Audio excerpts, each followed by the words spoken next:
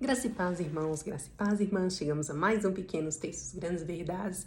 E hoje eu gostaria de começar o nosso tempo juntos fazendo uma pergunta para você. Quando colocam alguma responsabilidade na sua mão, como você se sente? Seja na sua igreja, seja na sua casa, seja no seu trabalho. Como você se sente quando alguém te dá uma responsabilidade? Pergunta 1. Pergunta 2. Como você se sente quando outra pessoa recebe uma responsabilidade que é mais, digamos, entre aspas, importante que a sua? Uma tarefa mais importante que a sua? Quando você olha para o seu coleguinha do lado e ele teve uma oportunidade, digamos, melhor que a sua, como que você se sente?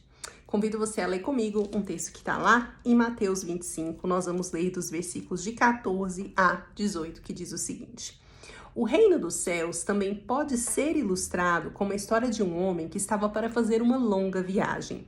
Ele reuniu seus servos e lhes confiou o seu dinheiro.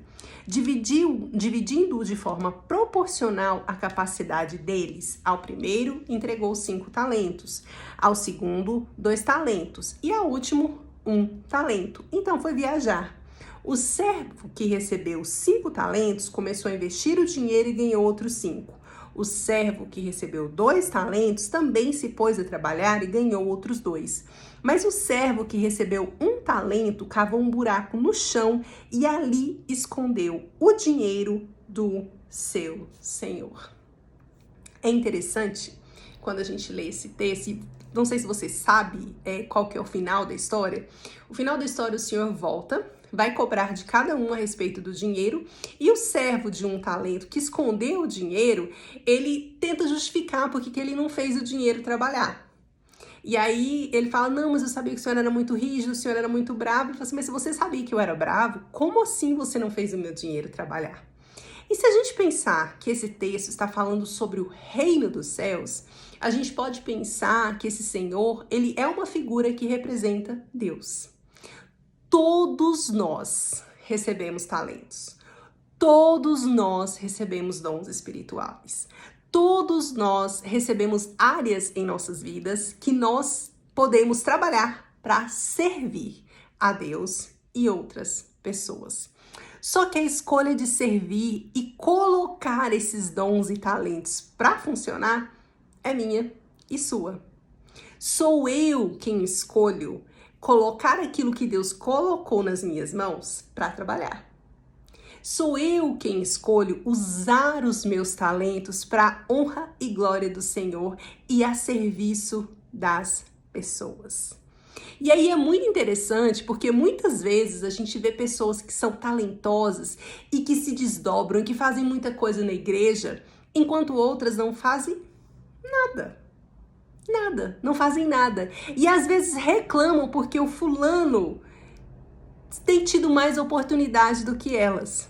Eu acho que a primeira coisa que a gente vê nesse texto que é muito importante é a gente saber que o Senhor, ele foi, mas ele voltou.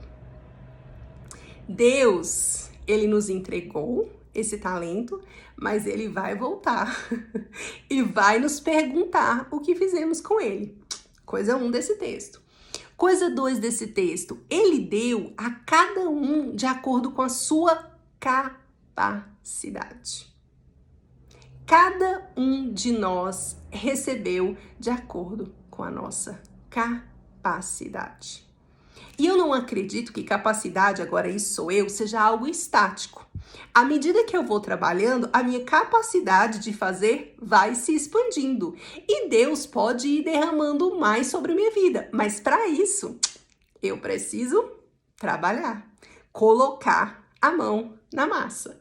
E aí a gente vê aqui que ganharam aplausos, né? Que foram congratulados aqueles que colocaram os seus dons para trabalhar. Enquanto foi repreendido aquele que não o fez.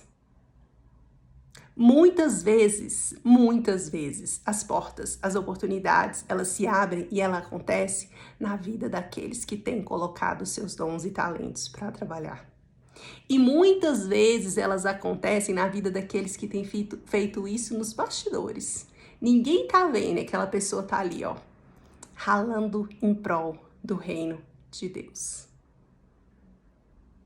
Nós precisamos entender que todos temos dons e talentos, que todos somos chamados para exercer os nossos dons e talentos e que todos seremos cobrados de acordo com o que fazemos ou deixamos de fazer com eles. Um beijo, espero ter alugado um triplex na sua cabeça, especialmente se você não tem colocado o seu dom e talento para trabalhar. Vejo você na quinta, meu pai volta amanhã. Tchau, tchau, Deus abençoe.